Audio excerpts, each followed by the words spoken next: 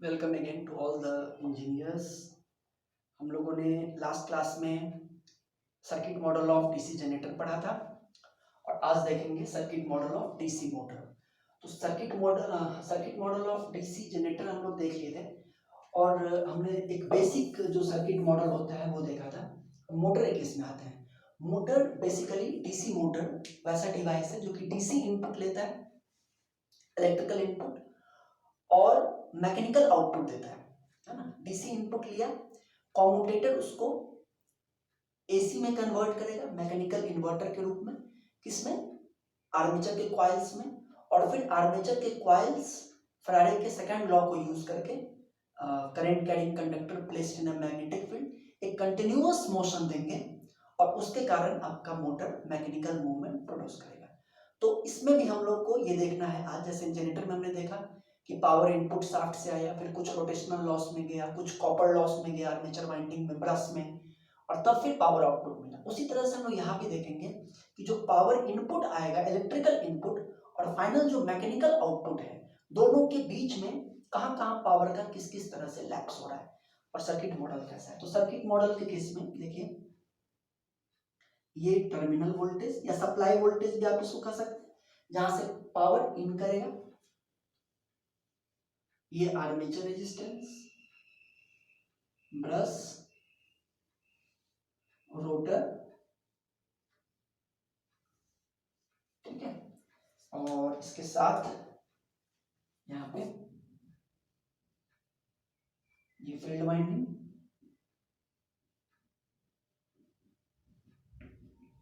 ठीक है। और चूंकि ये एक मोटर है इसलिए सप्लाई से करंट लेगा, तो सप्लाई से करंट लेगा उसको हम लिख देते हैं आई ए, और यहां पर भी एक शाफ्ट होगा, है ना,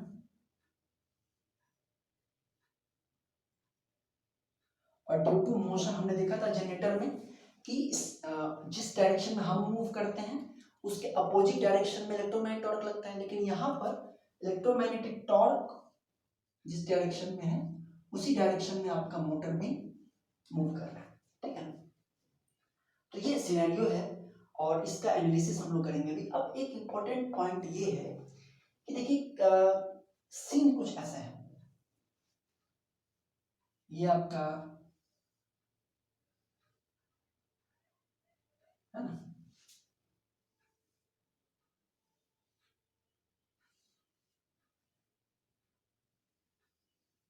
रोटर बीच में, ब्रश, ठीक है, और ब्रश पे इनपुट करंट कहीं से आ रहा है, सोर्स से, यहाँ नॉट सब तीन कंडक्ट यहाँ पर ले रहे हैं, तीन कॉइल साइड।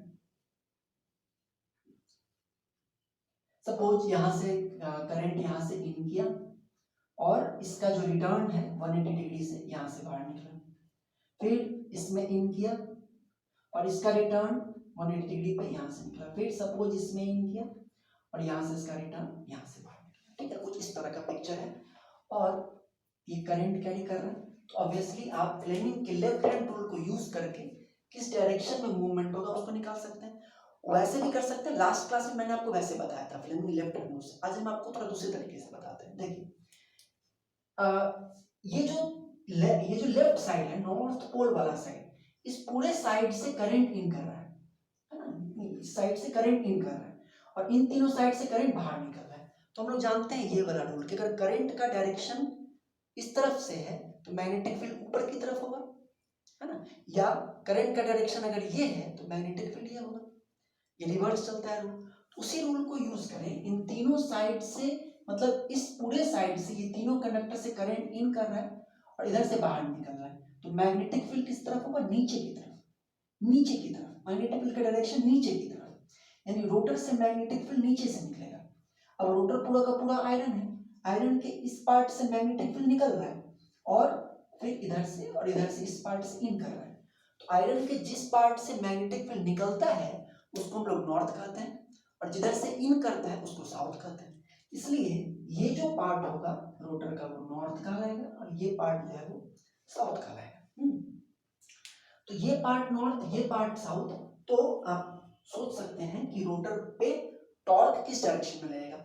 ये साउथ इस साउथ को रिपेल करेगा, नॉर्थ साउथ को अट्रैक्ट करेगा, और नॉर्थ नॉर्थ को रिपेल करेगा, साउथ नॉर्थ को अट्रैक्ट करेगा, यानी कि इस डायरेक्शन में, एंटी क्लॉकवाइज। और यही चीज आप फ्लेमिंग के लेफ्ट हैंड रूल से भी देख सकते हैं कि मैग्नेटिक फील्ड इस तरफ, कनेक्टर का मोशन इस तरफ।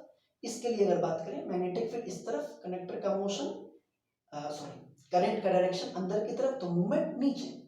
और इस साउथ पोल के अंदर एक कंडक्टर के लिए मैग्नेटिक फील्ड इधर, करंट बाहर, तो मूवमेंट ऊपर। ठीक है, तो यानी कि डायरेक्शन कैसा होगा, anti clockwise. Anti clockwise direction में ये मूव कर रहा है, और इसमें अगर आपको लग रहा हो कि ये क्लॉकवाइज है तो इसको हम ऐसे बना देते हैं।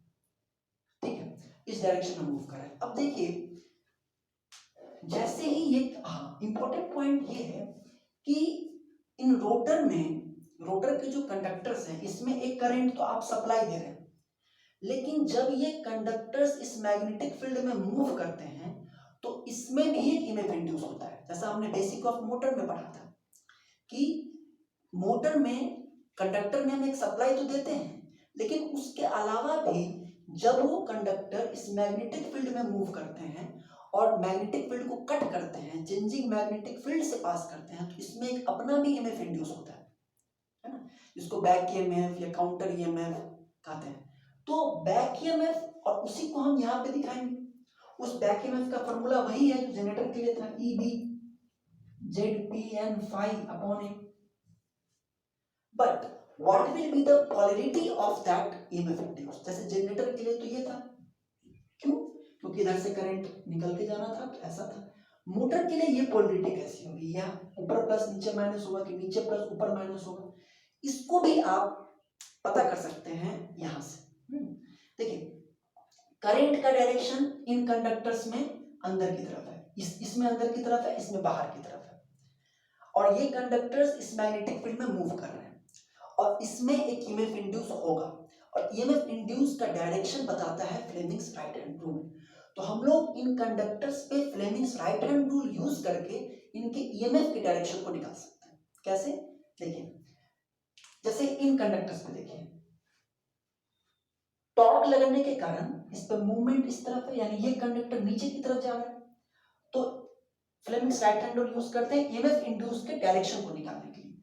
तो फील्ड मूवमेंट नीचे, तो ईएमएफ इंड्यूस बाहर की तरफ, है ना, उसको हम आपको रेड पेन से यहाँ लिख रहे हैं बाहर की तरफ। मतलब नॉर्थ पोल के अंदर जितने भी कंडक्टर हैं उसमें ईएमएफ इंड्यूस किधर हो रहा है, बाहर की तरफ, एस डॉट डॉट डॉट बाहर की तरफ। और साउथ पोल के जो कंडक्टर्स हैं वो ऊपर मूव कर रहे हैं, मैग्नेटिक फील्ड इधर, मूवमेंट ऊपर, ईएमएफ इंड्यूस अंदर, यानी क्रॉस, यानी क्रॉस क्रॉस क्रॉस। यानी कि मोटर के केस में जो ईएमएफ इंड्यूस का डायरेक्शन है वो करंट के डायरेक्शन के अपोजिट है। जनरेटर के केस में जो ईएमएफ इंड्यूस का डायरेक्शन था और करंट का डायरेक्शन था दोनों सेम था। जनरेटर के केस में यहाँ भी प्लस माइनस था और करंट भी ऐसे ही था। लेकिन मोटर के केस में हम क्या देख रहे हैं कि करंट का डायरेक्शन और ईएमएफ इंड्यूस का डायरेक्शन अपोजिट है। करंट इसमें क्रॉस है लेकिन ईएमएफ इंड्यूस डॉट है। इसका मतलब कि करंट का डायरेक्शन तो नीचे होगा इसमें, लेकिन ईएमएफ इंड्यूस करंट के अपोजिट यानी ऊपर की तरफ। मतलब ईएमएफ इंड्यूस का डायरेक्शन इसमें भी ऐसा ही होगा, ई ए, है ना। इसलिए या तो जनरेटर हो या मोटर हो, सर्किट मॉडल में जो ईएमएफ इंड्यूस का डायरेक्शन होगा वो ऊपर प्लस होगा, नीचे माइनस होगा, और ये इसका मॉडल, इसको मैंने आपको इससे समझाया। ठीक है, अब फिर से एक बार पावर फ्लो डायग्राम के लिए हम लोग इसमें केवीएल लगाएंगे और आगे बढ़ेंगे। तो आइए इसमें हम लोग केवीएल यूज करते हैं एक बार फिर। तो अप्लाइंग केवीएल हियर, करंट इस तरफ से जा रहा है, मतलब यहाँ पे प्लस यहाँ पे माइनस, सिमिलरली प्लस में प्लस माइनस 1 वोल्ट 1 वोल्ट। यहाँ से चलें तो IaRa प्लस IaRa प्लस 1 और plus EA plus 1 minus VT equal to 0। तो therefore VT equal to EA plus IaRa plus 2। देखिए ध्यान से, यानी कि हुआ ये, आप इसको ऐसे लिख सकते हैं ना, VT ऐसे लिख सकते हैं कि VT -2 minus I A R A equal to E. मतलब मोटर में क्या हो रहा है कि आपने जो टर्मिनल वोल्टेज दिया उसमें से कुछ वोल्टेज ड्रॉप हुआ आर्मेचर रेजिस्टेंस में, कुछ वोल्टेज ड्रॉप हुआ ब्रश में, और उसके बाद जो वोल्टेज मिला वही वोल्टेज किसको मिल रहा है, वही वोल्टेज कहाँ है, रोटर के आर्मेचर में इंड्यूस हो रहा है। VT minus two minus I R equal to E. ठीक है, अब इसमें दोनों तरफ अगर हम आई ए से मल्टीप्लाई करें तो क्या मिलेगा, Vt into I A minus two into I A minus I A square R A equal to E A into I A. Vt into I A minus two into I A minus I A square R A equal to E A into I A. Vt into I A क्या है, यहाँ पे power output नहीं है, power output तो DC generator में था, यहाँ पर ये क्या है, power input, electrical power input. तो ये है power input minus two into I A brush contact loss जो ओमिक लॉस होगा, two into I A minus I A square R A क्या होगा, ohmic loss in armature resistance, ohmic loss in armature resistance equal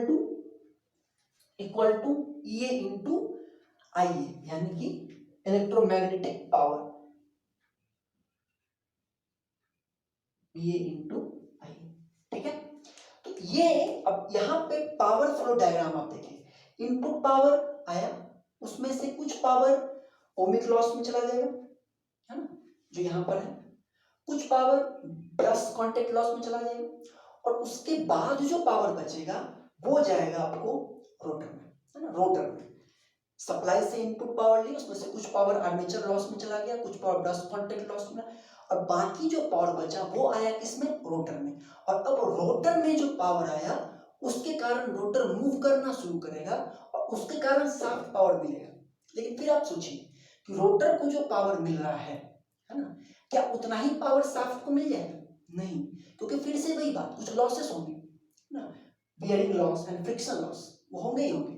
यानी कि यहाँ पर जो ई ए आई ए जो पावर मिला है, ये दोनों लॉस होने के बाद वो ई ए आई ए में से जब आप रोटेशनल लॉस को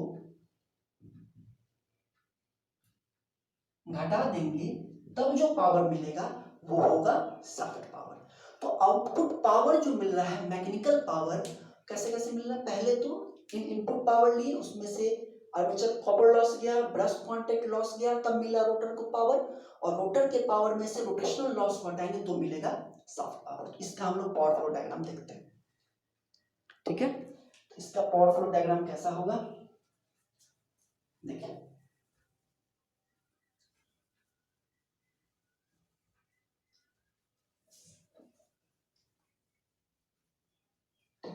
इसका पावर फ्लो डायग्राम, ये आपको पावर इनपुट जो कि क्या है Vt इंटू आई ए, ठीक है, इसमें से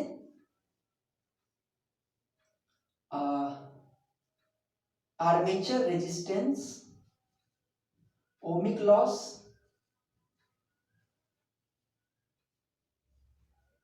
आई ए स्क्वायर आर ए, ठीक है, आर्मेचर रेजिस्टेंस ओमिक लॉस, और ब्रश कांटेक्ट लॉस,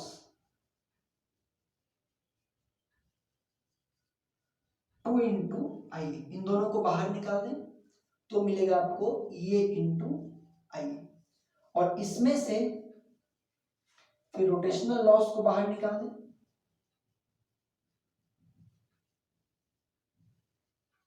तो जो मिलेगा वो मिलेगा आपको शाफ्ट पावर और पावर आउटपुट। तो ये है कंप्लीट आपको power flow diagram of DC motor. ये आपको नोट्स में भी भेजेंगे, उसमें भी आप देख सकते हैं, पढ़ सकते हैं। तो ये सर्किट मॉडल आपको खत्म हुआ। नेक्स्ट क्लास में हम लोग टाइप्स ऑफ डीसी मशीन पढ़ेंगे। ठीक है, तो अच्छे से पढ़ाई कीजिए, क्वेश्चन बैंक्स बनाना स्टार्ट कीजिए, उसको बनाइए। अगली क्लास में मिलते हैं। ठीक है, थैंक यू।